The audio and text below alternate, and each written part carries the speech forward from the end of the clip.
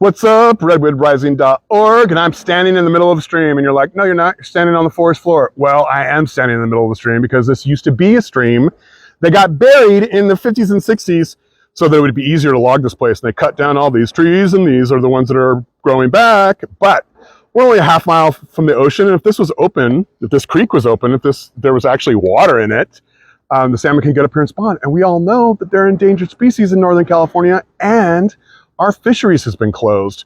So how come this isn't happening? How can this happen? What's going on here? So what does it take to fix this? Let's ask Andrew Morin, our NPS, National Park Service, Redwood National Park fisheries biologist.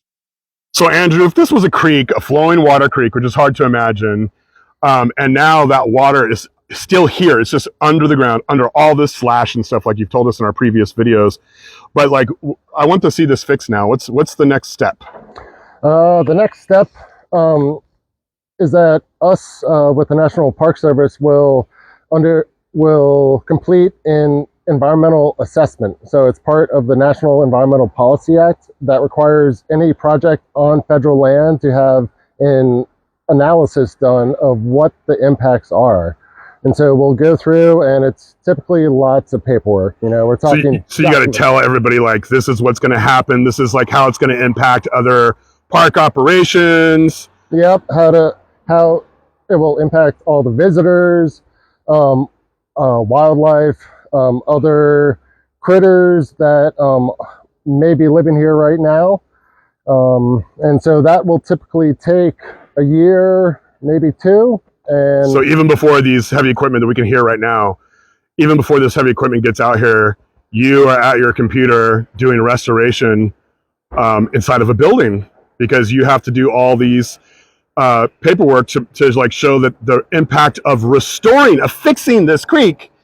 But what I want to know is, how come the lumber company got to cut and run and didn't have to fix this? Why is this left to you? I mean, you probably weren't even born when this happened. So like, where are those guys at? How come they got to get away with this?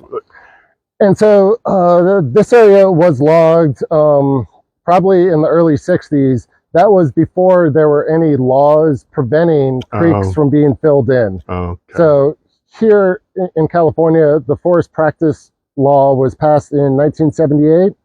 And so ever since then, any of the lumber companies or even private landowners have to come up with a timber harvest plan that has to be approved by the state. Unfortunately, that wasn't in place back then, and none of those lumber companies are around to try to... So there's no one to go shake down. Nope.